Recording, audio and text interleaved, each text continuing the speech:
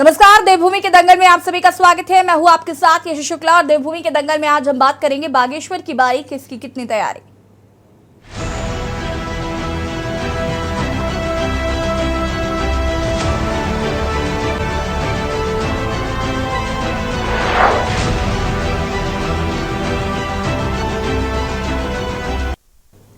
उत्तराखंड के बागेश्वर विधानसभा सीट पर होने वाले उपचुनाव के लिए बीजेपी कांग्रेस ने तैयारी तेज कर दी है। भाजपा और कांग्रेस दोनों ही दल जीत का दावा कर रहे हैं।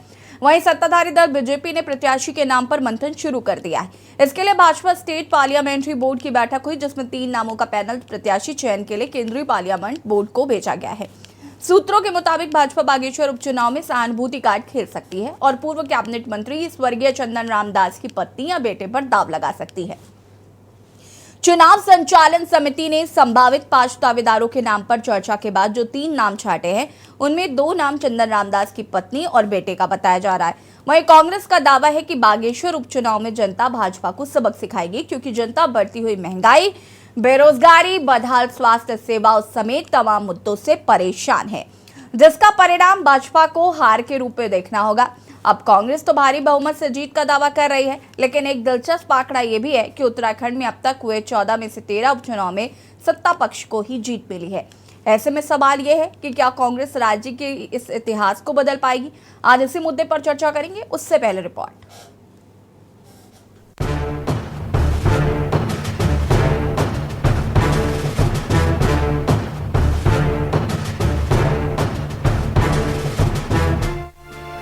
उत्तराखंड की बागेश्वर विधानसभा सीट पर होने वाले उपचुनाव के लिए बीजेपी कांग्रेस ने तैयारी तेज कर दी है। बीजेपी और कांग्रेस दोनों ही दल जीत का दावा कर रहे हैं। वहीं सत्ताधारी दल बीजेपी ने प्रत्याशी के नाम पर मंथन शुरू कर दिया है और इसके लिए बीजेपी स्टेट पार्लियामेंट्री बोर्ड की बैठक हुई, जिसमें 3 नामों का पैनल प्रत्याशी चयन के लिए केंद्रीय पार्लियामेंट बोर्ड को भेजा गया है। सूत्रों के मुताबिक बीजेपी बागेश्वर उपचुनाव में सहानुभूति कार्ड खेल सकती है और पूर्व कैबिनेट मंत्री स्वर्गीय चंदन रामदास की पत्नी या बेटे पर दांव लगा सकती है। चुनाव संचालन समिति ने संभावित 5 दावेदारों के नामों पर चर्चा के बाद जो 3 नाम छांटे हैं, उनमें से 2 नाम चंदन रामदास की पत्नी और बेटे का बताया जा रहा है। वहीं कांग्रेस का दावा है कि बागेश्वर उपचुनाव में जनता बीजेपी को सबक सिखाएगी, क्योंकि जनता बढ़ती हुई महंगाई, बेरोजगारी, बदहाल स्वास्थ्य सेवाओं समेत तमाम मुद्दों से परेशान है। इसका परिणाम बीजेपी को हार के रूप में देखना होगा। बीजेपी प्रदेश अध्यक्ष महेंद्र भट्ट का दावा है कि बागेश्वर में कांग्रेस की जमानत जब्त हो जाएगी। देखिए, कल हमारी राज्य चुनाव समिति की बैठक भी हो चुकी है और हमने 3 नामों का पैनल केंद्रीय बोर्ड को भेज दिया है। बहुत जल्दी प्रत्याशी की विधिवत रूप से घोषणा होगी और हम लोगों ने तय किया 16 तारीख को हमारा प्रत्याशी नामांकन करेंगे, जिसमें माननीय मुख्यमंत्री जी का भी वहाँ उपस्थिति होगी। बड़ी संख्या में वहाँ की जनता द्वारा प्रत्याशी का अभिनंदन स्वागत होगा और उसके बाद हम नामांकन प्रक्रिया प्रारंभ करेंगे। चुनाव का जहाँ तक विषय है, भारतीय जनता पार्टी पिछले 2 माह से बागेश्वर उपचुनाव की दृष्टि से हमारी तैयारी थी। हमारी जो जिला स्तरीय चुनाव प्रबंधन समिति है, उसने अपनी रिपोर्ट हमको दी है, उसके आधार पर पैनल बना है और हम लोग पिछली बार से ज़्यादा मतों से चुनाव को जीतेंगे। पहले भी कांग्रेस जमानत जब्त हुई थी, आगे भी कांग्रेस जमानत जब्त होगी। कह रहा हूँ ना, वो सहानुभूति कार्ड भी खेलेगी, सरकारी मशीनरी का दुरुपयोग करेगी, सरकारी धन का दुरुपयोग करेगी, निश्चित रूप से करेगी। भाजपा है, वो तो षड्यंत्रकारी पार्टी है, वो तो कुछ भी कर सकती है। लेकिन ये चुनाव है लोकतंत्र बचाने का चुनाव है, ये चुनाव है महंगाई के ऊपर चुनाव है, ये चुनाव है अंकिता भंडारी हत्याकांड का VIP कौन है इसका जवाब है, ये चुनाव है जो छात्रों के ऊपर, नौजवानों के ऊपर, बेरोजगारों के ऊपर लाठीचार्ज इन्होंने किया उसका चुनाव है ये। इन बातों का जवाब भाजपा ने देना पड़ेगा। 10 साल में इनके सांसदों ने क्या बागेश्वर के लिए किया, इसका जवाब देना पड़ेगा। आपको बता दें कि उत्तराखंड में अब तक हुए 14 में से 13 उपचुनाव में सत्ता पक्ष को ही जीत मिली है। वहीं चुनाव आयोग ने बागेश्वर विधानसभा उपचुनाव के लिए 5 सितंबर की तिथि घोषित की है, जबकि 8 सितंबर को मतगणना होगी। बता दें कि बागेश्वर की सीट पूर्व कैबिनेट मंत्री चंदन रामदास के निधन के बाद खाली हुई है। वहीं मुख्य निर्वाचन अधिकारी डॉक्टर विशण मुगम ने बताया कि मतदान के लिए 188 बूथ बनाए गए हैं। वहीं 1,18,225 मतदाता हैं, जिनमें 60,000 पुरुष और 58,272 महिला मतदाता शामिल हैं। हमारा बागेश्वर 47 बागेश्वर विधानसभा का बाई इलेक्शन है। इसका शेड्यूल है निम्न प्रकार है। Date of issue of gazette notification 10 अगस्त 2023 और last date for making nomination 17 अगस्त 2023।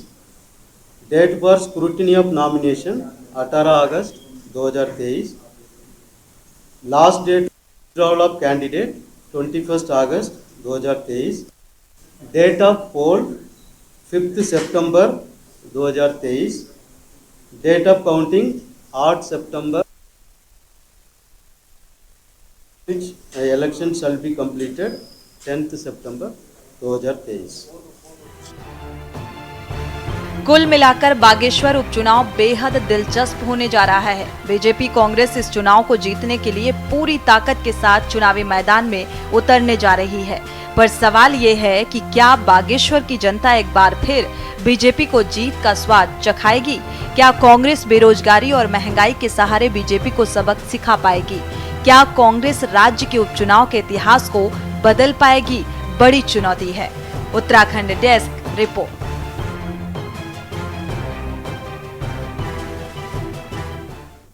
जी हाँ, तो बागेश्वर में उपचुनाव हैं और कहीं ना कहीं उपचुनाव पर भी सभी की नजरें हैं, क्योंकि एक और जहां पर 2024 के लोकसभा चुनावों की तैयारियां विपक्षी दल द्वारा और सत्ताधारी पक्ष द्वारा की जा रही है, लेकिन अब ये उपचुनाव कहीं ना कहीं एक रास्ता जरूर तय कर सकता है।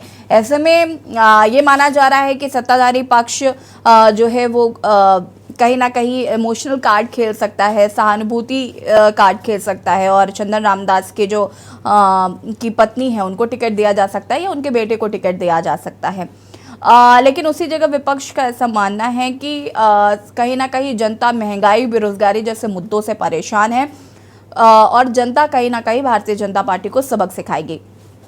हालांकि इसके क्या परिणाम होंगे, जनता किसे चुनेगी, ये तो देखना होगा, लेकिन उससे पहले क्या विपक्ष जिन मुद्दों को भुना रहा है, क्या उन मुद्दों का असर इस उपचुनाव में देखने को मिलेगा, ये भी देखना होगा। साथ ही साथ ये भी देखना होगा कि 2024 के जो लोकसभा चुनाव होने हैं उनको लेकर भी कहीं ना कहीं से ये पता लग सकता है कि जनता के मन में क्या चल रहा है। आज हम इसी पर चर्चा करेंगे। मेहमान हमारे साथ जुड़ चुके हैं पीसी थपलियाल जी, वरिष्ठ केडी नेता हमारे साथ जुड़ चुके हैं। अरुण शर्मा जी, वरिष्ठ पत्रकार है, हमारे साथ जुड़ चुके हैं। आप दोनों का बहुत बहुत स्वागत है। और भी लोग हमारे साथ जुड़ेंगे, लेकिन उससे पहले पीसी थपलियाल जी, बागेश्वर में उपचुनाव होने हैं और इतिहास रहा है कि इससे पहले अभी तक की इतिहास रहा है इससे पहले कि जो सत्ता में रहा है उसी ने उपचुनाव जीता है। अब कांग्रेस लेकिन ये दावा कर रही है कि मिथक टूट सकता है। हालांकि उत्तराखंड में इस बार कई मिथक टूटे हैं। क्या लगता है, क्या कहना चाहेंगे? पीसी थपलियाल जी अपनी बात को पूरा करिए। उससे पहले मैं इंट्रोड्यूस करा देती हूँ मोहन काला जी, प्रदेश प्रवक्ता कांग्रेस से भी हमारे साथ जुड़ चुके हैं। हेमा भंडारी जी, आम आदमी पार्टी की प्रवक्ता हैं, वो भी हमारे साथ जुड़ चुके हैं। आप दोनों का भी बहुत बहुत स्वागत। थपलियाल जी अपनी बात को पूरा करिए। अगर हम राष्ट्रीय परिप्रेक्ष्य में आज की राजनीति देखते हैं तो एनडीए और इंडिया में बटी हुई राजनीति क्या उत्तराखंड के इस चुनाव में दिखेगी, ये सवाल अभी भविष्य के गर्भ में छुपा हुआ है। क्योंकि आज जब हम भारतीय जनता पार्टी का ग्राफ उत्तराखंड में देखते हैं तो निश्चित रूप से उसको चुनौती दे पाना एक बहुत बड़ा भगीरथ प्रयास करने पड़ेंगे विपक्ष को। और उस भगीरथ प्रयास में क्योंकि सत्तासीन दल है, उसको पूरी एडवांटेजेस होती हैं जनता को कन्विंस करने में कि देखो अगर तुम अपना उम्मीदवार सत्ताधारी पार्टी से चुनोगे तो तुम्हें बेनिफिट मिलेगा। दूसरी ओर जो दिवंगत नेता रहे हैं इस कॉन्स्टिट्यूंसी के, वो एक बहुत ही लोकप्रिय शानदार व्यक्तित्व रहे हैं। वो गरीबों के मसीहा रहे हैं और ऐसे फकीर रहे हैं कि जिनकी चर्चा बागेश्वर में आज भी की जाती है। तो ऐसे व्यक्तित्व को पारिवारिक जन जो भी आएगा उसको सिंपैथी मिलनी तय है। लेकिन विपक्ष के पास जो एक मुद्दों का एक बहुत बड़ी आर्मरी है, उस आर्मरी को फायर करने के लिए क्या एक ऐसा जनरल सामने आएगा जो भारतीय जनता पार्टी को कड़ी चुनौती दे पाए, इसमें मुझे संदेह है। क्योंकि जिस तरह से अन्य दलों को भी अभी तक कांग्रेस ने उत्तराखंड राज्य में विश्वास में नहीं दिया है और न ही अपने अंतर्द्वंद्वों को उन्होंने पूर्ण रूप से खत्म किया है, तो इन तमाम सवालों को देखते हुए मुझे लगता है कि अभी भी भारतीय जनता पार्टी का पलड़ा भारी दिखेगा बागेश्वर चुनाव में। ठीक है, मधु भट्ट जी हमारे साथ जुड़ चुकी है, प्रदेश प्रवक्ता बीजेपी। बहुत बहुत स्वागत है मधु जी आपका भी। मोहन काला जी क्या कुछ कहना चाहते हैं? सबसे पहले आपका ही रिएक्शन लेना चाहती हूँ मैं, लेकिन आप काफी देरी से जुड़े। कांग्रेस से दावा कर रही है जो मिथक है वो टूटेगा, लेकिन जनता कांग्रेस पर भरोसा नहीं कर रही। जनता को ऐसा लगता है कि कांग्रेस में गुटबाजी है और कांग्रेस की गुटबाजी की वजह से कहीं ना कहीं जनता जो है वो भ्रामक स्थिति में, जनता के पास ऑप्शन नहीं है, तो उन्हें कहीं ना कहीं बीजेपी को पुनः चुनना पड़ सकता है, ऐसा थपलियाल जी कह रहे हैं। क्या कुछ कहना चाहते हैं इस पर? इस राज्य ने कई मिथक तोड़ने का काम किया है, अभी उससे पूर्व आप भी कह रही थी, और जो है मिथक टूटे हैं। इस प्रदेश ने बहुत से मिथकों को जो है तार तार करने का काम किया है, तोड़े हैं मिथकों को। और एक बार मुझे लगता है कि जनता एक बार फिर से जो है बागेश्वर के रूप में इस मिथक को तोड़ने का काम करेगी। रही बात पार्टी के फैसले की या पार्टी किस तरीके से चुनाव में, देखिए उत्तराखंड के जो जन मुद्दे हैं उन मुद्दों को लेकर, और खासकर बागेश्वर हो या चाहे उत्तराखंड के मूल मुद्दे, उनको लेकर कांग्रेस लगातार जो है उत्तराखंड के जनहित के जो मुद्दे थे उन पर लगातार कांग्रेस कार्य कर रही थी, कांग्रेस का कार्य कर रही है। लगातार उन मुद्दों को उठाने का काम अगर विपक्ष की भूमिका में कोई निभाने का कर रहा था तो वो कांग्रेस कर रही थी। रही बात चुनाव में किस तरीके से जो है कौन प्रत्याशी होगा, किस तरीके से पार्टी रणनीति के साथ मैदान में उतरेगी, ये पार्टी हाईकमान और प्रदेश नेतृत्व ने इस पर मोहर लगा ली है। हमारे यहाँ तीन नामों की जो है पैनलिस्ट हमारे यहाँ तैयार, 3 नामों की जो है लिस्ट जो है तैयार होती है, उस पर कांग्रेस का नेतृत्व उस पर काम कर रहा है। जो भी पार्टी जिसको बेहतर समझेगी या पार्टी जो बेहतर फैसला वहाँ के बागेश्वर के लिए होगा, पार्टी उस पर फैसला कर और वहाँ से मजबूत प्रत्याशी के रूप में जो है, ताकि कांग्रेस वहाँ से विजयी हो। क्योंकि पिछले अगर कुछ चुनाव का रिकॉर्ड में देखूं तो ये निश्चित तौर पर कहना मैं आपसे गुरेज नहीं करता कि वहाँ लगातार कांग्रेस को हार का सामना करना पड़ा है, पर ये तय है इस बार कि जिस तरीके से बागेश्वर के जिस मुद्दों पर, या मैं कहूँ आज हमारे बीच में दिवंगत जो वहाँ से मंत्री रहे या विधायक रहे हैं पिछले 15 या 20 सालों से, वो आज हमारे बीच में नहीं है।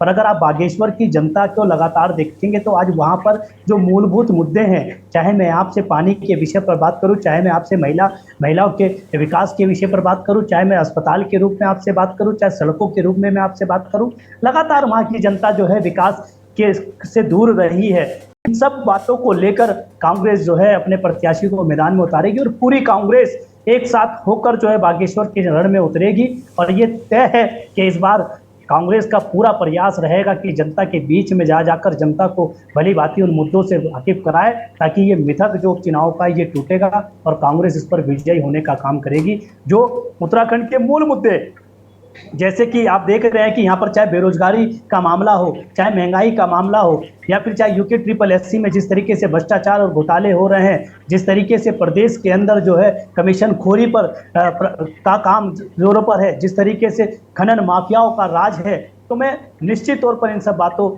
से जो है कांग्रेस जनता के बीच में जाएगी। बहन अंकिता भंडारी जो किसी से छुपा नहीं है, किस तरीके से उस बहन के साथ जो है अत्याचार हुए हैं, उस परिवार को किस तरीके से प्रताड़नाएं दी जा रही थी, किस तरीके से वो परिवार आज भी न्याय के लिए भटक रहा है, ऐसी इन सारे मुद्दों को लेकर कांग्रेस जो है बागेश्वर के रण में उतरेगी और ये तय होगा। और मुझे निश्चित विश्वास है कि जनता इन सब चीज़ों को समझेगी। और जैसा कि आपने कहा अभी कि कांग्रेस जो है, जनता जो है वो कांग्रेस पर विश्वास नहीं कर रही, अरे आप 2017 और 2022 के चुनाव में देखेंगे तो हमें 11 से 19 पर लाने का काम हमें उत्तराखंड की जनता ने किया है। और लगातार जो है जनता का स्नेह, जनता का प्यार जो है कांग्रेस को लगातार मिल रहा है। और भारतीय जनता पार्टी 2024 और 2027 के रण में एक सपना और देखने जा रही है, जो उन्होंने कहा है कि हम उत्तराखंड को कांग्रेस से मुक्त करेंगे।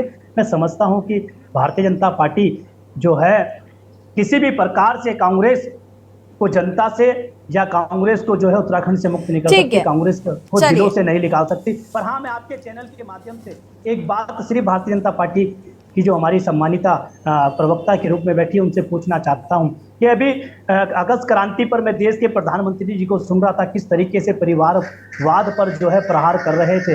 अब देखना ये होगा कि फिर परिवार का हिस्सा बागेश्वर में भारतीय जनता पार्टी के रूप में उतरेंगे या भारतीय जनता पार्टी का कोई कार्यकर्ता जो है मैदान में आएगा, अब ये समय बताएगा। पर कांग्रेस पूर्ण तरीके से तैयार है इस रण में को जीतने के लिए और भारतीय जनता पार्टी को पछाड़ने के लिए। चलिए, मधु भट्ट जी क्या कुछ कहना चाहती हैं इस पूरे मामले पे? देखिए, बिल्कुल निश्चित रूप से बागेश्वर का चुनाव के लिए हम पहले से ही तैयार हैं। दुर्भाग्य से हमारे बीच में जो हमारे बहुत ही कर्मठ जुझारू जो पूर्व मंत्री हमारे विधायक वो हमारे बीच में नहीं रहे। अब उनसे ये क्योंकि उपचुनाव हो रहा है, सीट खाली हुई है, निश्चित रूप से क्योंकि उन्होंने जो काम किया 4 बार के वो पूरे जो काम किया लगातार जीतते रहे और उनके जो काम उन्होंने जनता के बीच में किए हैं उसका बिल्कुल लाभ मिलेगा। और हम उपचुनाव में बहुत ही, क्योंकि कांग्रेस का तो कहीं भी मुझे नहीं लगता कि कहीं भी कोई भी वहाँ पर कहीं भी तरह का कोई भी आधार पहले से भी नहीं रहा है और बिल्कुल ही नहीं है, क्योंकि इन्होंने जनता के बीच में वहाँ भी कहीं कुछ नहीं किया है। साथ में आपको बताना चाहूँगी हमने पूरी जो हमारा पूरा पैनल तैयार हो चुका है, उसकी घोषणा कभी भी हो जाएगी। और हमने पूरे हमारे माननीय हमारे वहाँ से अजय भट्ट जी हैं, अजय टमटा जी हैं, हमारे पूरे चुनाव के जो हमने हमारे प्रभारी राजेंद्र जी हैं, सब पूरी जो हमारी टीम है संगठन की तरफ से भी वो पूरी पहले से ही तैयारी की जा चुकी थी। क्योंकि हमारे लिए चुनाव कोई ऐसी बात नहीं है कि हम चुनाव के समय ही जनता के बीच में जाते हैं। हमारा बूथों का सत्यापन का काम चल रहा था, हम बूथों में भी जा रहे थे और हम साथ में हमारे, क्योंकि हमारे महासंपर्क अभियान, हमारे लाभार्थी सम्मेलन, उनके माध्यम से भी हम वही जनता के बीच में लगातार बने रहते हैं। किसी भी प्रकार का कभी भी कोई भी चुनाव आ जाए हम बिल्कुल हर समय तैयार रहते हैं। साथ में क्योंकि आपने देखा होगा कि जिस प्रकार से अभी मेरे भाई यहाँ पर, मैं कांग्रेस के हमारे प्रवक्ता कह रहे थे कि हम देंगे, क्या होगा, हम इस बार बताएंगे। आपने पहले भी कुछ नहीं बताया है, अगर पहले कुछ बताया होता तो इतना बड़ा आंकड़ा ना होता। एक तरफा चुनाव जो है हमारे जो पूर्व जो हमारे मंत्री रहे हैं पूरे एक तरफा, उनके समय में भी पूरा एक तरफा वो जीते हैं। आंकड़ा भी कितना रहा, 14-15 हजार का आंकड़ा रहा कांग्रेस के हमारे बीच में। तो कहीं भी कोई भी कांग्रेस का कोई भी यहाँ पे नहीं रहने वाले, किसी तरह का उनका कोई भी काम नहीं रहने वाला। साथ में क्योंकि ये उपचुनाव है और उपचुनाव में बिल्कुल जो है जो पैनल तैयार हुआ है, निश्चित रूप से कहीं ना कहीं देखिए सिंपैथी तो रहती है, परिवार के प्रति सिंपैथी है, जन भावनाएं मधु जी, वो तो रहती है। यही कह रहे हैं कि अगर आप उनकी पत्नी को टिकट देते हैं या उनके बेटे को टिकट देते हैं तो आप परिवारवाद का बढ़ावा नहीं दे रहे हैं, ये परिवारवाद नहीं होगा। देखिए ये परिवार नहीं है, जनता, देखिए जनता की भावनाएं हैं और जनता की भावनाएं जिसके प्रति होती हैं, पत्नी बेटा तो परिवार जनता नहीं की है। भावनाओं का सम्मान करते हैं, हम जनता की भावनाओं का सम्मान करते हैं। देखिए जनता, हम कह रहे हैं ना जनता की भावनाओं का, आपने कहाँ सम्मान किया जनता की भावना का? अगर आप कहते तो माननीय सरदार पटेल होते, अगर जनता की भावनाओं का सम्मान उस समय आप अगर उस समय किया होता तो अगर कितने कांग्रेस के कितने बड़े बड़े लीडर हैं, अगर जनता की भावनाओं का सम्मान किया होता तो क्या एक जो बूथ लेवल का जो कार्यकर्ता, प्रधानमंत्री जी की भावना का जिस तरीके से सम्मान करते हैं, मैं आपसे पूछना चाहता हूं, प्रधानमंत्री जी की भावनाओं का आदर करेंगे या नहीं करेंगे उत्तराखंड में धामी जी? देखिए प्रधानमंत्री जी भी हम जनता से अलग तो नहीं है, जनता की भावनाएं हैं, जनता की भावनाओं ने उन्हें प्रधानमंत्री बनाया है। अगर आज आपके जो बड़े बड़े जो क्या बोलते हैं जो चांदी के चम्मच से खाते थे, उनको अगर रश होता है, उनको कहीं ना कहीं जो मैं कहूँगी बहुत ही एग्रेसिव हो जाते हैं। एक जो चाय वाला का बेटा जो है, चाय बेचने वाला, अगर प्रधानमंत्री की कुर्सी पे बैठा है, सेवा का काम कर रहा है, तो उनको इसमें भी ऐतराज है। तो अब उनके लिए जवाब दे, उनके लिए नहीं है हम जवाब दें उनके, लेकिन हम जनता के प्रति जवाब दें हैं और जनता जो चाहती है हम वही करते हैं और हम बिल्कुल जनता की भावनाओं का सम्मान करते हैं। निश्चित रूप से हम ये उपचुनाव बिल्कुल प्रचंड बहुमत के साथ में ये जीतने वाले हैं, चाहे हमारे सामने चाहे कांग्रेस का या कोई और अन्य विपक्षी दल कोई भी बड़ा से बड़ा महारथी क्यों ना आ जाए, उसको कई जमानत जब्त हो जाएगी। ठीक है, पहले तो हेमा भंडारी जी। जी, जैसा कि आम आदमी पार्टी पहली बार विधानसभा चुनाव लड़ा है, उत्तराखंड में पहली बार उतरी थी, तो सबसे ज्यादा वोट हमें बागेश्वर से ही मिले थे और अभी आम आदमी पार्टी के एक दो प्रत्याशियों की बात शीर्ष नेतृत्व से चल रही है, और जब तक शीर्ष नेतृत्व कुछ गाइड देगा तभी हम लोग वो कर पाएंगे। लेकिन हमारी तैयारी है लड़ने की, और बागेश्वर में, और वही हमारे जो मुद्दे हैं शिक्षा, स्वास्थ्य, रोजगार, जो पहले थे पलायन को लेके, और बिजली पानी की, इन्हीं सभी को लेके हम लोग चुनाव में उतरेंगे। और जैसे कि अभी भाजपा तो रहती चुनावी मोड़ पे है, भाजपा को तो पूछना ही क्या, अभी सहानुभूति मिलेगी भाजपा को। भाजपा क्या गठबंधन की ताकत हम देखेंगे क्या? देखिए, हो सकता है, कुछ भी हो सकता है। अभी तो चल रही है, मैंने आपको बताया कि बात चल रही है शीर्ष नेतृत्व से, और उतरेंगे, क्योंकि सबसे ज्यादा वोट मैंने बताया ना 16,109 वोट वहां से हमें मिले थे, और जो कि अच्छी उसमें थे। तो अभी बागेश्वर में जो है चल रही है, बात चल रही है, और बागेश्वर चुनाव में जरूर उतरेंगे। अगर शीर्ष नेतृत्व ने चाहा तो जरूर लड़ेंगे बागेश्वर में। अब कौन लड़ेगा ये तो देखना होगा। कांग्रेस भी है, हाँ, वो चल आम रही है, आदमी एक दो पार्टी लोगों भी की बात है। चल रही है। चलिए, ये अंतर्द्वंद ना हो ये भी देखना होगा। अरुण जी, देखिए, सबसे बड़ी बात, मेरा सवाल ही यही था कि ये जो गठबंधन जब होगा तो सीटों का बंटवारा कैसे होगा? कांग्रेस क्या अपनी जगह छोड़ेगी या आम आदमी पार्टी अपनी जगह छोड़ेगी? बंगाल में क्या होगा? बहुत सारी चीज़ें थी। हालांकि अब जैसे कि अभी हेमा जी कह रही हैं कि हालांकि शीर्ष नेतृत्व ये तय करेगा कि कौन चुनाव लड़ेगा कौन नहीं, लेकिन उससे सवाल ये था कि एक और जहाँ पर परिवारवाद का आरोप जो है वो कांग्रेस ने लगा दिया कि अगर आप उनके बेटे को या पत्नी को टिकट देते हैं तो ये परिवारवाद हुआ। और दूसरी बात ये सहानुभूति कार्ड है ये, अगर हम देखें तो, क्योंकि और हमेशा से इतिहास रहा है उत्तराखंड में कि हमेशा उपचुनाव सत्ता पक्ष ने ही जीता है, लेकिन मिथक टूटते भी हमने इसी उत्तराखंड में देखे। बहुत सारे सवाल मन में हैं कि आखिर जीत किसकी होगी, तैयारी किसकी कितनी है। कांग्रेस जिस तरीके से दावा कर रही है या जिस तरीके से अब मुद्दे उठा रही है या भुना रही है, उनका कितना असर जनता के ऊपर पड़ेगा?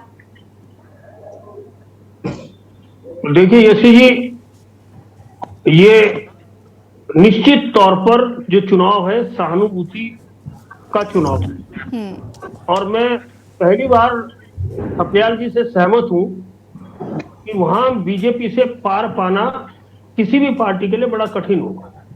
और थपलियाल जी ने बिल्कुल फैक्चुअल बात की है, जो वास्तविकता है, हकीकत है, वही बोला है। क्योंकि चंदन रामदास के बारे में हम सब जानते हैं कि वो कितने जमीनी स्तर के नेता थे, कितने सरल स्वभाव के नेता थे। उनके लिए बड़े और छोटे में फर्क नहीं था, वो हर किसी से उसी एक ही तरीके से मिलते थे। दूसरी चीज, उत्तराखंड में अगर हम परिवारजनों की बात करें तो अगर याद हो कि उत्तराखंड में एक परिवहन मंत्री पहले भी हुए थे। देखिए, ये एक संयोग हो सकता है, एक परिवहन मंत्री पहले भी हुए थे, बीएसपी के सुरेंद्र राकेश। बीच कार्यकाल के दौरान उनकी मृत्यु हो गई थी, और उनके घर में जो कलह हुई उनके भाई की और पत्नी की, आखिर में उनकी पत्नी ने कांग्रेस का दामन थामा, और उस बाई इलेक्शन में भी उनकी पत्नी विजयी रही थी, और जो 22 का चुनाव हुआ उसमें भी उनकी पत्नी ममता राकेश विजयी रही। दूसरी बात अगर हम करें इसी परिवारवाद की, प्रकाश पंत जी का निधन हुआ, पर्यटन मंत्री थे, उनके जगह उनकी पत्नी चंद्रा पंत को चुनाव लड़ाया था, जो बाई इलेक्शन में जीत गई थी, लेकिन 22 के चुनाव अरुण जी, लेकिन यहाँ बात यह है कि सत्ता पक्ष तो हमेशा कहता ही आया है कि विपक्ष परिवारवाद करता है, लेकिन भारतीय जनता पार्टी तो इस बात को कहती है ना कि हम परिवारवाद नहीं करते हैं। अब जो अगर आप आरोप लगा रहे हैं कि वो परिवारवाद करते हैं तो वो स्वीकार भी कर रहे हैं, ठीक है, हमारे में हो रहा है, लेकिन बीजेपी तो स्वीकार नहीं कर रही, लेकिन अगर ऐसा करती है तो परिवारवाद है। नहीं, मैं वही उदाहरण दे रहा था। उसके अलावा सुरेंद्र जीना विधायक थे, उनकी जगह महेश जीना को टिकट मिला, उनके भाई थे। हरवंश कपूर विधायक थे, सविता कपूर उनकी पत्नी आज विधायक। इंदिरा हृदय कांग्रेस से विधायक रहे, उनकी जगह सुमित हृदय विधायक है, उनके बेटे हैं कांग्रेस। और दूसरी चीज, एक और चीज मैं आपको बता रहा हूं, भुवन चंद खंडूड़ी जब तक राजनीति में रहे ठीक था, वो आज राजनीति की विरासत उनकी बेटी आगे बढ़ा रही है, भाजपा की जो विधानसभा अध्यक्ष है। दूसरी चीज, एक मिथक भी है उत्तराखंड के अंदर, और शायद ये पूरे देश में अकेला राज्य होगा जिसके 2 सिटिंग मुख्यमंत्री रहते हुए चुनाव हार गए। मेरी बात से तमाम पैनलिस्ट सहमत होंगे। मैं भुवन चंद खंडूड़ी की भी बात कर रहा हूं, मैं हरीश रावत की भी बात कर रहा हूं। अब आप जो चंदन रामदास देहरादून रहते थे, बीच में उनका स्वास्थ्य कई बार बहुत खराब रहा, हम लोग उनसे मिलते जुलते रहते थे, लेकिन विधानसभा में पूरा का पूरा काम उनका बेटा देखता था, बड़ा बेटा गौरव। और जो पैनल में 2 नाम गए, ये मधु भट्ट जी को बहुत अच्छी तरह पता है, जो 3 नाम गए उसमें से 2 नाम उनके बेटे और पत्नी का है, और उनकी पत्नी ने चुनाव लड़ने से मना कर दिया। उन्होंने कहा मेरे बेटे को टिकट दो। अगर 2-1 दिन में ये सूचना आपको मिल जाए कि गौरव दास को टिकट मिल गया तो कोई आश्चर्य नहीं होना चाहिए, जो मुझे लगभग निश्चित लग रहा है। जो तमाम कल इनकी पार्लियामेंट्री बोर्ड की मीटिंग हुई थी अलग अलग लोगों से, जो मेरी बात की थी, मैं सूत्रों की बात नहीं कह रहा हूं, हम पत्रकार लोग सूत्रों के अनुसार बहुत इस्तेमाल करते हैं, मैं सीधे स्ट्रेट फॉरवर्ड बात कर रहा हूं। जो मेरी कल रात से और आज सुबह तक, दिन तक, जो जब मुझे पता लगा कि ये टॉपिक बागेश्वर चुनाव पे है, तो इनके तमाम लोगों से मेरी बात हुई, और तो ये निश्चित मान के चलिए कि गौरव दास 1-2 दिन में भाजपा के उम्मीदवार घोषित हो जाएंगे। जैसे 16 तारीख इन्होंने फिक्स कर दी है कि 16 तारीख को मुख्यमंत्री, प्रदेश अध्यक्ष, प्रदेश प्रभारी, सह प्रभारी और वहां जो विधानसभा के इंचार्ज है, वहां जो जिले के इंचार्ज है, उन तमाम लोगों की मौजूदगी में उनका नॉमिनेशन 16 अगस्त को होना है। और 8 सितंबर को निश्चित तौर पर, मैं इसलिए नहीं कह रहा हूं क्योंकि हम लोग पॉलिटिकल एनालिस्ट हैं, हम लोग इतने लंबे समय से उत्तराखंड में पत्रकारिता कर रहे हैं, हम चुनाव की दशा और दिशा देख के बता देते हैं किसकी सरकार बनेगी। मैंने हरीश रावत को बोला था जिस टाइम चुनाव की भाजपा 50 के आसपास सीटें ला रही है, हरीश रावत खुली बहस में एक टीवी चैनल में मेरे से लड़ गए थे इस बात में, क्योंकि वो मेरा सर्वे था, मेरा अपना सर्वे था। दूसरे चुनाव में फिर मैंने कह दिया था कि कांग्रेस हार जाएगी, बिल्कुल सही निकला, और आज तक हमारी प्रेडिक्शन कभी गलत नहीं निकली। हमने हरीश रावत को भी बोल दिया था, खंडूड़ी जी को भी बोल दिया था कि आप चुनाव हार रहे हैं, हरीश रावत को तो ये भी बोल दिया था आप दोनों सीटों से चुनाव हार रहे हैं। और देखिए ये किस्मत, देखिए वो दोनों सीटों से चुनाव हारे, केवल अपने कर्मों से हारे। ठीक है अरुण जी इस पर आगे हम विस्तार से बातचीत करेंगे। उसके बाद मोहन काला जी, रहमा भंडारी जी के पास जाएंगे। आप सभी हमारे साथ बने रहिए, चर्चा को आगे बढ़ाएंगे। आप देवभूमि के दंगल में आज हम बात कर रहे हैं बागेश्वर में होने वाले उपचुनाव को लेकर कि कितनी तैयारी किसकी चल रही है। मोहन काला जी, देखिए यहाँ पर सहानुभूति कार्ड तो खेला ही जाएगा, जैसा कि अभी भविष्यवाणी भी कर चुके हैं अरुण शर्मा जी। साफ कह दिया उन्होंने कि अगर गौरव दास जी को टिकट मिलता है तो इसमें हमें आश्चर्य नहीं करना चाहिए। और परिवारवाद पर तो वैसे भी किसी के पास कोई जवाब नहीं है, लेकिन मैं आपसे ये जानना चाहती हूँ कि अगर बागेश्वर में उपचुनाव होते हैं तो ये पार्टी में टिकटों का बंटवारा कैसे होगा, और आम आदमी पार्टी पर कैसे आप भरोसा करें, क्योंकि आम आदमी पार्टी का भी बहुत ज़्यादा जनाधार तो है नहीं उत्तराखंड में। साथ ही साथ क्या एक बड़ा रिस्क ले सकते हैं पार्टी?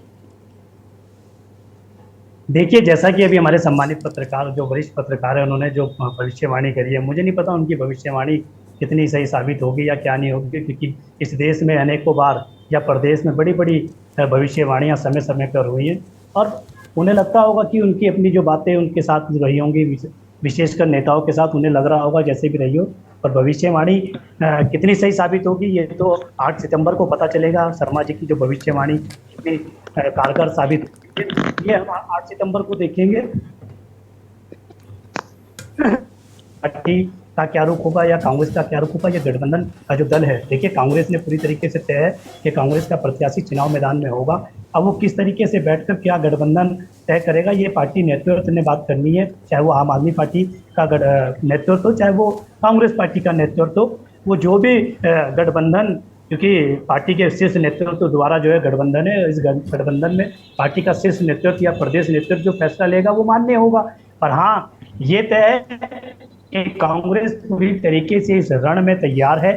जो मूलभूत मुद्दे हैं उत्तराखंड के, लगातार आप देख रहे होंगे यशी जी, कांग्रेस लगातार सड़कों से लेकर सदर। मोहन जी, पदयात्रा कब है आपकी? पदयात्रा देखिए हमारे यहाँ सितंबर में 1st या 2nd वीक से हमारे यहाँ पदयात्रा शुरू होगी। शुरुआत बागेश्वर से तो नहीं करने वाले हैं आप? तैयार हमारे देखिए, हमारे यहाँ अभी उसमें जो कमेटी बनाई है वो कमेटी रोड मैप तैयार कर रही है आदरणीय गणेश गौरियाल जी के नेतृत्व में।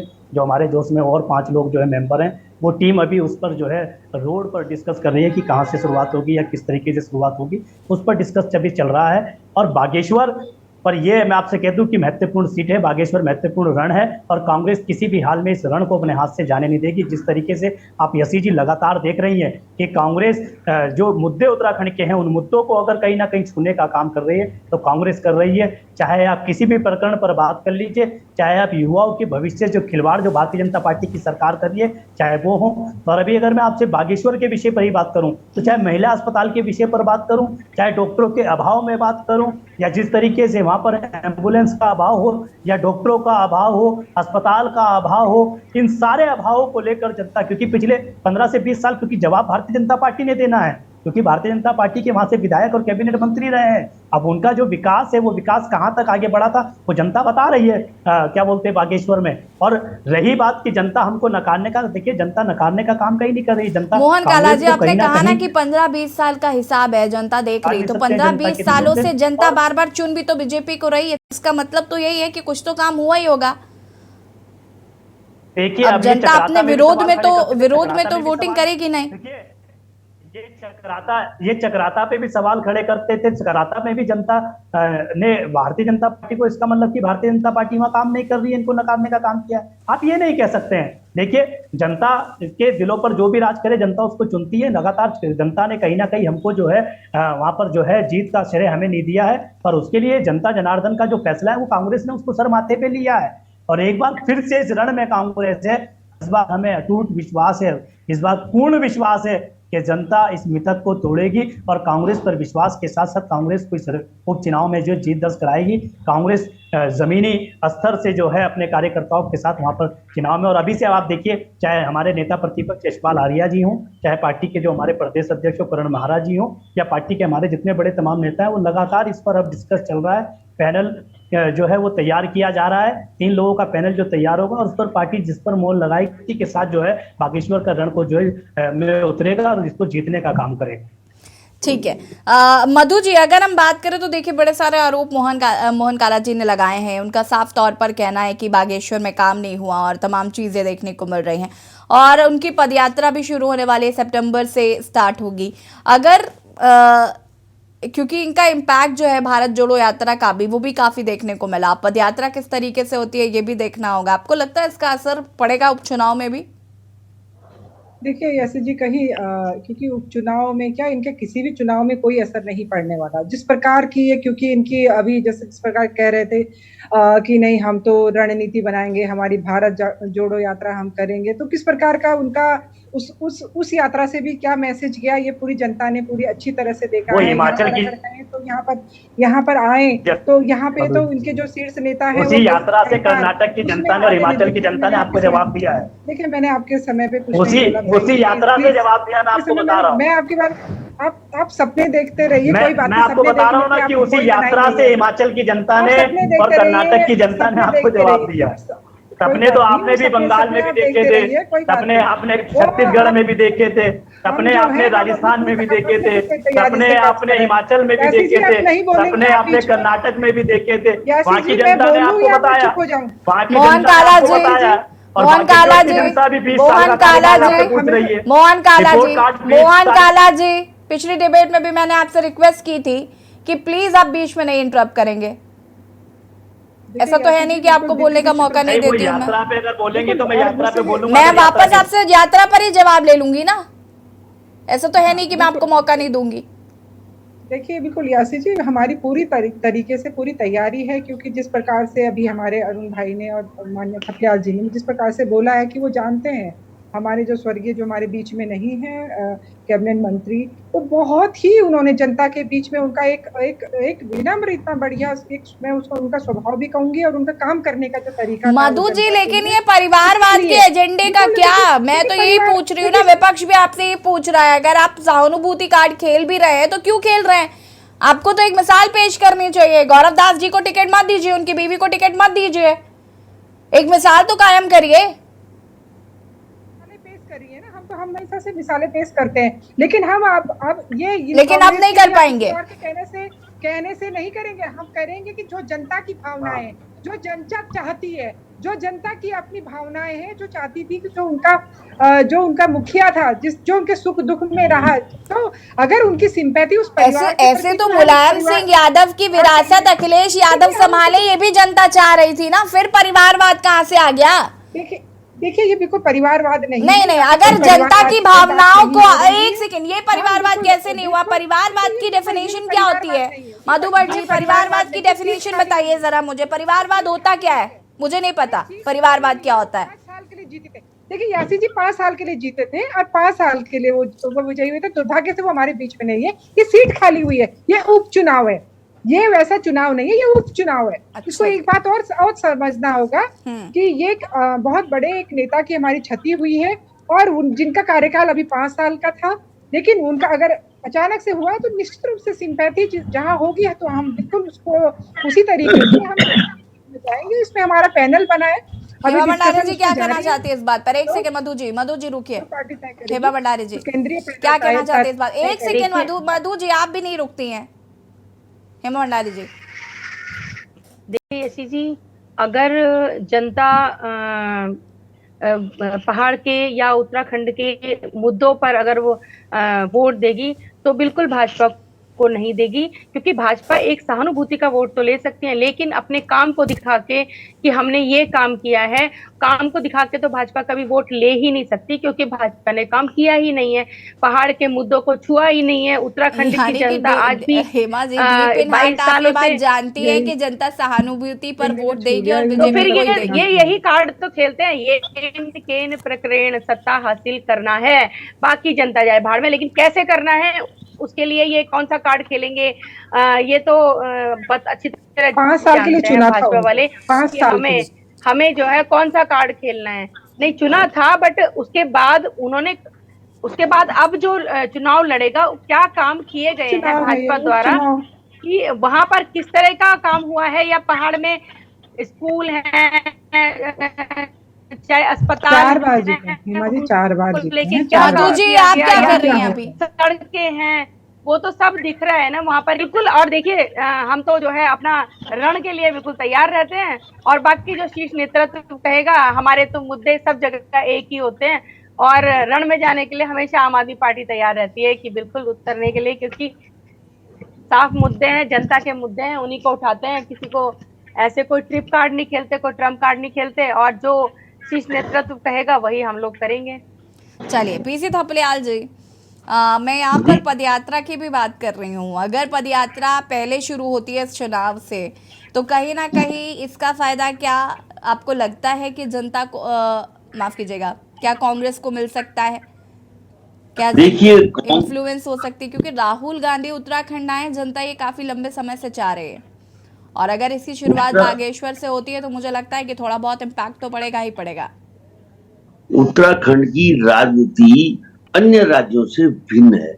यहाँ पे राहुल जी को जिस तरह से भारतीय जनता पार्टी ने बदनाम किया हुआ है, और कांग्रेस उनको उठा नहीं पाई है। मैंने बोला कि अगर कांग्रेस की लीडरशिप शार्प हो तो इतने मुद्दे हैं कि भारतीय जनता पार्टी को शिकस्त करना बहुत सरल है, क्योंकि जो वोटर है वो बहुत कम है भाजपा के पक्ष में। ज्यादा बिखरे हुए वोटर, उनको एकजुट करने वाला व्यक्ति तो हमारे पास नहीं है।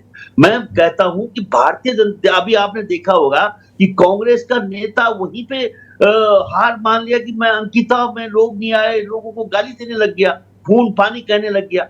देखिए वो क्या दिखाता है कि वो इतना बड़े मुद्दे को उठा नहीं पाया, जबकि भारतीय जनता पार्टी भ्रामक मुद्दों को उठाकर, जो सबसे बड़ा भ्रामक मुद्दा इस समय उठाया उन्होंने, मूल निवास वो जो भू कानून, एक ऐसा भ्रामक मुद्दा है जिसको जनता ये सोच रही है यही हमारा बेतरनी पार करा देगा। देखो कितना बड़ा, जैसे इन्होंने 2014 में उसको आगे करके, अन्ना को आगे करके, और ऐसा भ्रष्टाचार के खिलाफ, जैसे कि वो लोकपाल सारा भ्रष्टाचार खत्म कर देगा, और जब सत्ता में बैठे भूल गए लोकपाल को। तो ये ऐसे दस्म की राजनीति करते हैं कि इस दसमुखी राजनीति को शिकस्त देने के लिए ऐसा वीर हमारे पास नहीं है जो उन मुद्दों को एक ऐसी धार दे सके। अच्छा जो पीसी इनकी थपलियाल जी, मुझे बताइए ये वीर कहाँ से आएंगे, कहाँ से लाया जाएगा इनको? जो लोग हैं उन्हीं को अपनी वीरता का परिचय देना होगा। बता रहा हूँ ना कि अभी इसी परिवार के खिलाफ बड़ा तजो तारा बेरोजगार संगठन ने उठाया है मुद्दा कि इनकी बेटी को 13 नंबर से सेलेक्ट कर दिया गया है।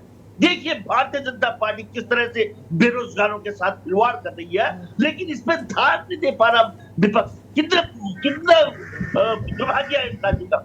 मतलब ये जो मुद्दे हैं, इन मुद्दों को धार देने में असफल हो रहा है विपक्ष। और ठीक है, रुकिएगा थपलियाल जी, इसका जवाब देते चलते हैं। मोहन काला जी, यहाँ पर पीसी थपलियाल जी कह रहे हैं कि विपक्ष मुद्दे उठाने में असमर्थ है और ये बड़ा प्रॉब्लम है कांग्रेस का। कांग्रेस के पास कोई बड़ा चेहरा नहीं है। कांग्रेस इस समय टूट के बिखरी हुई है। जैसे एक तो समेटना भी होगा, साथ ही साथ कोई ऐसा नहीं है जो सारे वोटर्स को अपनी तरफ एक जैसे उन्होंने कहा कि बिखरे वोटर्स जो है उनको एकजुट करके लेके आए। ये कला नहीं है कांग्रेस के पास। देखिए पीसी थपलियाल जी बड़े सम्मानित हमारे समाज के समाज सेवी हैं, बहुत सम्मानित व्यक्ति हैं। मैं उनका बहुत आदर बहुत सम्मान करता हूँ, पर कहीं ना कहीं उनकी जो कुछ बातें हैं मैं उन वक्तव्य से उनके सहमत नहीं हूँ। मैं आदरणीय थपलियाल जी से पूछना चाहता हूँ, जब UP-SSC मामले में बेरोजगारों पर लाठीचार्ज हुआ, एक ही दल खड़ा था और वो खड़ा था कांग्रेस, जिस पर बीजेपी ने बदनाम तक करने की षड्यंत्र रचा। कांग्रेस को अपने ABVP के छात्रों द्वारा बीच में उस आंदोलन को तरीके से खराब कर जो है बीच में कांग्रेस को बदनाम करने का षड्यंत्र रचा। कांग्रेस लड़ने का काम कर रही थी पहले दिन से लेकर आज। छात्रों ने विरोध किया उनका, कांग्रेस का विरोध छात्रों ने किया। वहाँ के स्थानीय जो बेरोजगार थे उन्होंने विरोद किया कांग्रेस का, हमने नहीं किया। छात्र वो पता था कि कौन बेरोजगार थे, वो पता चल गया था कौन से बेरोजगार थे। आपकी जांच में तो नहीं से पता चल पाया कि कौन लोग थे, और वो पता था कि वो कौन लोग थे जिन्होंने विरोध किया था। वो जो पता था कि और ये भी जांच का विषय है कि आंदोलन को किस तरीके से बेरोजगारों के आंदोलन को किस तरीके से करने का एक विंग के लोगों ने किया था, ये खुलासा था। ये पूरी तरीके से भारतीय जनता पार्टी की आज तक ना आई हो सरकार किसने कराया था, पर बेरोजगारों को पता है, प्रदेश के बेरोजगारों को पता है, प्रदेश के संगठनों को पता है, राजनीतिज्ञों को पता है, समाज सेवी लोगों को पता है। जैसे जी देखिए फिर मैं बीच में बोलूंगा फिर आप बोलेंगी। अगर जैसे जी फिर मैं भी बीच में बोलूंगा फिर मत बोलिएगा। मधु जी चुप हो गए हैं। मोहन काला जी, आप अगर सुनते हैं तो मैं आपको बता रहा हूँ कि मैं उनकी बात से, क्योंकि लगातार कांग्रेस, चाहे वो UP-SSC मामला हो, चाहे फिर वो घोटाले के मामले हो, चाहे वो कमीशन खोरी का मामला हो, चाहे अंकिता भंडारी प्रकरण हो, चाहे पिंकी का मामला हो, चाहे किरण नेगी के बलात्कारियों जिस तरीके से रिहाई हो जाती है वो मामला हो, चाहे उत्तर काशी की 4 अनुसूचित जाति की बेटियों के साथ जिनके साथ रेप होकर उनकी हत्या हो जाती है वो मामला हो, चाहे वो आप अनेक प्रकार के, चाहे मलिन बस्तियों का मामला हो, अगर उन पर कोई लड़ने का काम कर रही है तो वो कांग्रेस कर रही है। पर हाँ, मैं आपसे इतना जरूर कहना चाहता हूँ, आपने जो कहा अभी हमारे जिस तरीके से थपलियाल जी कह रहे थे, लगातार कांग्रेस जो है मुद्दों को छूने का काम कर रही है, चाहे आप नुक्कड़ सभाओं के माध्यम से हो, चाहे मुख्यमंत्री आवास के माध्यम से हो, चाहे सचिवालय कूच के माध्यम से हो, लगातार कांग्रेस अपना काम कर रही है, विपक्ष की भूमिका निभाने का काम कर रही है। और भारतीय जनता पार्टी के लोगों को मैं बता देना चाहता हूं कि आप जितने भी प्रकार के षड्यंत्र रच लीजिएगा, क्योंकि सरकार है, पूरी मिशनरी लगेगी। यसी जी, पूरी मिशनरी से लड़ना पड़ेगा कांग्रेस को, आप ही समझ लीजिए, क्योंकि सरकार है, साम दाम दंड भेद हर चीज अपनाए जाएंगे इस चुनाव में। पर जनता इस बार पूरी तरीके से मन बना चुकी है।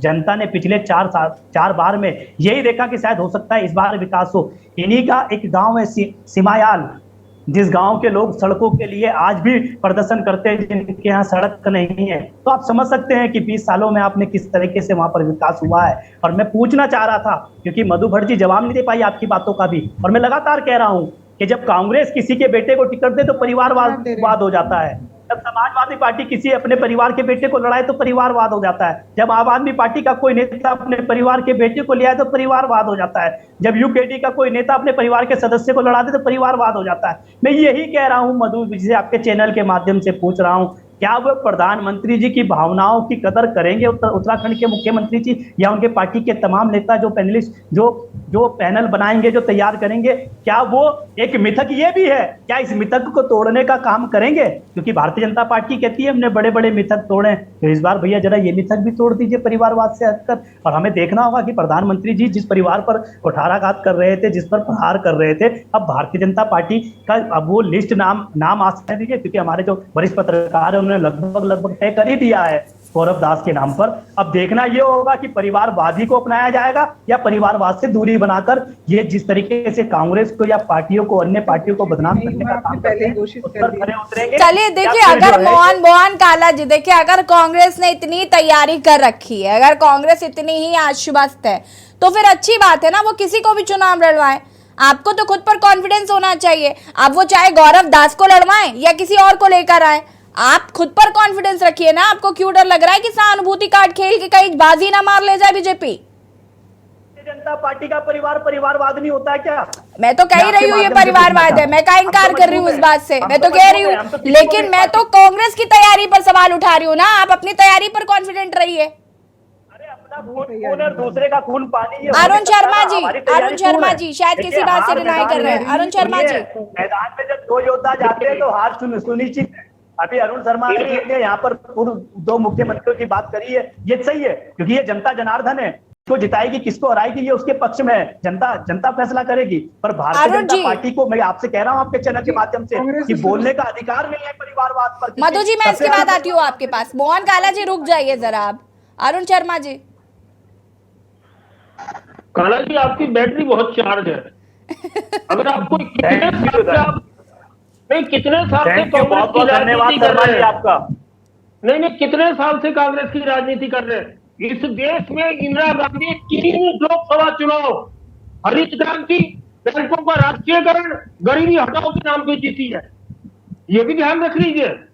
अगर मुझे सब पता है, मेरे साथ तो मैं बताऊंगा, मुझे सब मालूम है, मुझे मत बताइए, मैं कांग्रेस का कार्यकर्ता हूँ, मुझे सब मालूम है। वही बैंकों का जब निजीकरण हो गया मुझे मालूम है, सारे बैंकों का निजीकरण से लेकर राष्ट्रीयकरण तक सब मालूम है। सुन लीजिए, मैं वही कह रहा हूँ आपसे, मुझे मालूम है, मैं बहुत अच्छे से मैं भी सुनने के लिए। अरे आपको भी कम से कम आप यहाँ पर काफी देर से तो सुन रहे थे अरुण जी आपको, ऐसा तो नहीं है कि वो आपको नहीं वो अगर मुझे कहेंगे तो मुझे ना बताए, मुझे कांग्रेस के इस देश की तमाम योजनाओं का पता है, मुझे ना बताएं आप। इतिहास बता रहा हूँ। मैंने तो परिवारवाद पे बात किया। शर्मा जी आप क्यों नाराज हो रहे हैं? मैंने तो भाजपा के परिवारवाद पे बात करी है, मैंने तो आपसे मोहन जी रुकिए जरा, बात सुन लीजिए जरा, बात सुन लीजिए। जितने साल आपको राजनीति में नहीं हुए उतने साल मुझे पत्रकारिता करते हुए। अच्छी बात है ये, अच्छी बात है, मैं तो कह रहा हूँ अच्छी बात है ये। अरे मोहन जी दूसरी चीज नहीं मान रहा, मैंने तो पूरा उत्तराखंड का इतिहास बताया था आपको, अगर ध्यान हो, कि किस किस परिवार के किस किस व्यक्ति की मौत हुई और उसकी जगह उसके भाई को, पत्नी को, बेटे को, किस किस को चुना गया, कौन जीता और कौन हारा, मैंने तमाम दिया था। मैंने वो भी बताया था कि मिथक है, 2 मुख्यमंत्री चुनाव हार गए, ये भी मिथक है, ये सब बताया। दूसरी चीज, मैं मधु भट्ट जी की एक बात से बिल्कुल सहमत हूं। अगर जिंदा रहते, अगर चंदन राम दास जी जिंदा रहते और वो ये कह देते कि मैं अगला चुनाव नहीं लड़ूंगा, मेरे बेटे को टिकट दे दीजिए, मैं बिल्कुल परिवारवाद की बात को मानने को तैयार था। लेकिन ये देखिए आकस्मिक मृत्यु हुई है किसी की, और किसी भी जगह केवल ये राजनीति नहीं है, ये व्यापार में भी होता है कि अक्सर बड़ा जो भी धर्म होता है उसको उत्तराधिकार घोषित किया जाता है। हम तो तमाम देखते हैं हमारे बनिए भाई मित्रों में, पंजाबियों में, देसियों में पगड़ी की रस्म होती है, उसमें घर के बड़े आदमी को सारे रिश्तेदार मिलकर पगड़ी पहनाते हैं कि भाई ये तो गया बताना चाहिए, परिवारवाद नहीं करे फिर ये घर का मुखिया। मैं कहला जी अब चुप रहिए आप, ये तो आपको भाजपा के नेता को समझाना चाहिए कि परिवारवाद ना बोले, क्योंकि परिवारवाद पर बोलना फिर अधिकार नहीं है। मोहन काला जी मैं आऊंगी इसके बाद, ये तो फिर आपको भारतीय जनता पार्टी को बताना चाहिए कि परिवारवाद पे प्रहार ना करा करें। यसी जी अगर इसी तरह टोकते रहेंगे तो मैं ट्वीट कर जाऊंगा अरुण जी, क्योंकि अगर मैंने इनकी बात सुनी है तो मेरी बात भी सुननी चाहिए। दूसरी चीज देखिए, ये एक परंपरा है, मैंने कहा कि अक्सर घर के बड़े आदमी को पगड़ी पहना दी जाती है। आप खुद देखिए 13वीं होती है हमारे पहाड़ी समाज में, तो सबसे ज्यादा उसके साथ सांत्वना व्यक्त की जाती है जो घर का बड़ा होता है। और ये एक सामान्य सी प्रक्रिया है, ये हम समाज में रहते हैं, इस समाज से बाहर नहीं है। ठीक है, कांग्रेस की निश्चित तौर पे मजबूरी है, क्योंकि कांग्रेस को ये लग रहा है कि वो अगला चुनाव हारेगी, तो कांग्रेस को कोई ना कोई मुद्दा उठाना है निश्चित तौर पर। एक बात थपलियाल जी ने बहुत बढ़िया बोली, आज मैं इससे थपलियाल जी से 1001% सहमत हूं कि कांग्रेस के पास इतने मुद्दे हैं इस प्रदेश सरकार के खिलाफ, लेकिन कांग्रेस मजबूती से किसी मुद्दे को प्रदेश व्यापी तरीके से नहीं उठा पाती। अब वो नेतृत्व की कमी है या आपकी यहाँ गुटबाजी है, ये आप जाने, ये हम नहीं जानते। हमें तो जो सामने दिखेगा हम चैनल में भी बोलेंगे, लिखेंगे भी। जी मैं वापस आती हूँ आपके पास। मधु भट्ट जी फटाफट अपनी बात को पूरा करिए, उसके बाद मोहन काला जी आपके पास आती हूँ मैं। मधु भट्ट जी। बिल्कुल निश्चित रूप से देखिए यासी जी, ये सीट जो है ये 5 साल के लिए जनता ने चुनी थी और अपने जो मुखिया को उन्होंने, क्योंकि 4 बार विजय दिलाई है उन्होंने, और कांग्रेस ने इसमें हर बार मुंह खाई है कहीं। तो दूसरा ये है कि क्योंकि जिस प्रकार से ये बहुत ही आकस्मिक क्षति हुई है परिवार वालों की, निश्चित रूप से कहीं ना कहीं सिंपैथी जो है परिवार के प्रति होती है। लेकिन हमारा फिर भी, क्योंकि राजनीतिक दल होने के नाते हमने एक पैनल बनाया है, और पैनल में जो भी तय किया जाएगा यहाँ से भी तय होगा, केंद्रीय नेतृत्व भी उसमें जो पार्लियामेंट्री बोर्ड है वो तय करेगा, और उसके बाद नाम की घोषणा हो जाएगी। लेकिन कांग्रेस के पास कहीं भी कोई दूर तक ये कहना कि हम लोग फलाने को चुना, अब तक उनका कोई चुनाव नहीं हुआ। इनके यहाँ क्या कमी रह गई है, क्या है इनके अंदर, किस बात का इंतजार कर रहे हैं? तो ये कांग्रेस को अपने गिरेबान में झांकना चाहिए। हमारे यहाँ से कोई भी कमी नहीं है, हम जनता के साथ है, जनता की भावना। पीसी थपलियाल जी फटाफट अपनी बात को पूरा करिए, उसके बाद हेमा भंडारी जी आपके पास आती हूँ मैं। पीसी थपलियाल जी। जी, ये बहुत ही चुनौतीपूर्ण समय है, और इस परिवार को जो इतना बड़ा लोकप्रिय है, इसको जो एक दाग लगा हुआ है कि बेटी का 13 नंबर लेने के बावजूद सिलेक्शन होना, ये बन सकता है कांग्रेस के लिए। और जवाब देती हूँ, और इस बात का जवाब देती हूँ। माधव जी बीच में नहीं, कोटे ये उनका कोटे से हुआ है, कोटा अलग होता है। कल बहुत बेरोजगार संगठन के नेता ने एक करके बताया है कि किस तरह से निरस्त तो कर दिया, बहुत बड़ा भ्रष्टाचार हुआ है, निरस्त कर दिया ना, निरस्त कर रही है। तो चलिए हेमा भंडारी जी, ठीक है थपलियाल जी, हमारे पास चूंकि वक्त की कमी है, हेमा भंडारी जी फटाफट अपनी बात को पूरा करिए। यशी जी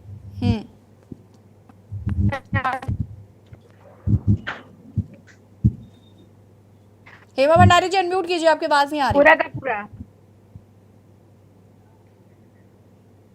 ठीक है। हेलो, आ रही है मेरी आवाज? हाँ जी हेमा जी, शायद कुछ नेट इशू है जिसकी वजह से आपकी आवाज हम तक नहीं आ पा रही। यशी जी आ रही है आवाज? जी आ रही है मेरी जी। मैंने कहा हमारे वरिष्ठ भाई अरुण शर्मा जी भी भाजपा की भाषा बोल रहे हैं पूरी की पूरी, तो आप क्या कह सकते हैं? देखिए, तो जनता जनार्दन है, और भाजपा दूसरों पे तो आरोप अगर ये कहते हैं कि भाईवाद है तो कि किसी के परिवार। हेमा जी आपकी आवाज क्योंकि नहीं आ पा रही है। मोहन काला जी फटाफट अपनी बात को पूरा करेंगे प्लीज। देखिए, कांग्रेस पूरी तरीके से तैयार है, कांग्रेस का नेतृत्व पूरी तरीके से तैयार है। इस चुनाव में कांग्रेस का प्रत्याशी मैदान में होगा, पार्टी हाईकमान जिस पर मोहर लगाएगा वो चुनाव मजबूती से लड़ेगा। भारतीय जनता पार्टी की जो नीतियां, जन विरोधी नीतियां, उन नीतियों को लेकर हम जनता के बीच में लगातार बने हैं और बने रहेंगे। हमें इस बात से बिल्कुल भी कोई क्या कहता है, हमें इस चीज से कोई मतलब नहीं है किस तरीके से कोई क्या कह रहा है, पर कांग्रेस लगातार अगर इस प्रदेश के अंदर और देश के अंदर अगर जन मुद्दों पर अगर कोई बात करने की बात कर रही तो वो कांग्रेस लगातार मुद्दों को छूने का काम करे। देखना होगा कि बागेश्वर का जो उपचुनाव है वो कौन फतेह करता है। फिलहाल आप सभी का बहुत बहुत शुक्रिया चर्चा में शामिल होने के लिए। और देवभूमि के दंगल में आज अब बात कर रहे हैं बागेश्वर के उपचुनाव को लेकर राजनीतिक दल अपनी अपनी तैयारी कर रहे हैं, लेकिन कौन बाजी मारेगा ये जरूर देखना होगा। देवभूमि के दंगल में फिलहाल इतना ही। देखते रहिए के न्यूज़ नमस्कार।